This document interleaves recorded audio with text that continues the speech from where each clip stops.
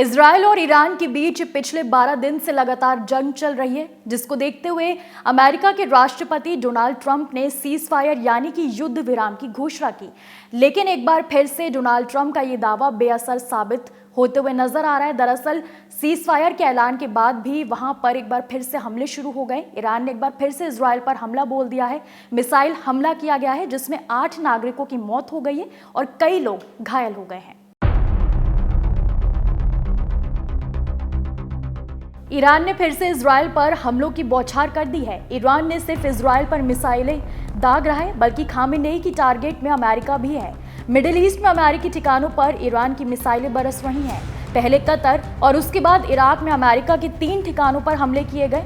इन हमलों से ईरान के इरादों का अंदाजा लग जाता है और ये भी साफ है कि मध्य पूर्व का ये तनाव महायुद्ध में तब्दील होने जा रहा है।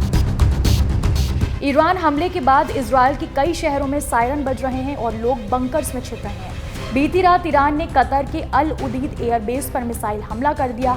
उसने एक साथ कई मिसाइलों को लॉन्च कर दिया, लेकिन अधिकतर मिसाइलों को हवा में ही खत्म कर दिया गया।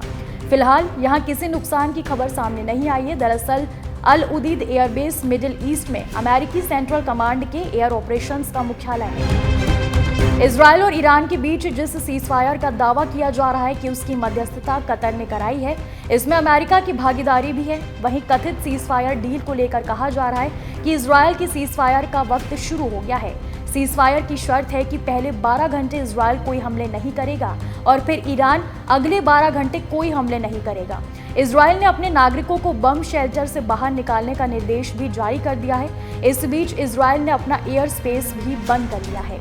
मिडिल ईस्ट में जबरदस्त तनाव बना हुआ है। कतर और अमेरिकी एयरबेस पर ईरान के हमले के तुरंत बाद लगभग 10 देशों ने अपना एयर स्पेस बंद कर दिया। इसमें कतर, कुवैत, यूएई, इराक और मिस्र शामिल हैं। हालांकि बाद में इन्हें खोल दिया गया। वहीं गल्फ देशों के संगठन जीसीसी ईरान के हमले की निंदा की है और इसे कतर की संप्रभुता का उल्लंघन बताया है।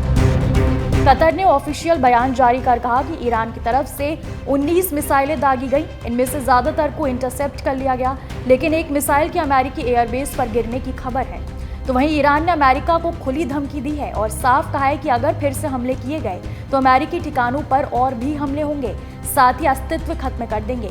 ईरानी रेवोल्यूशनरी गार्ड कॉर्प्स के मुताबिक मिडिल ईस्ट में अमेरिकी एयरबेस उनके निशाने पर है। इधर व्हाइट हाउस ने बयान जारी कर कहा कि सुलेमानी की मौत के बाद भी ईरान ने हमला किया था। हमले से कोई नुकसान नहीं हुआ। तो वहीं अमेरिकी राष्ट्रपति डोनाल्ड ट्रंप ने कहा कि ईरान ने अमेरिकी हमले के जवाब में बेहद कमजोर हमला किया। कई मिसाइलें दागी गईं, 13 को गिरा दिया गया।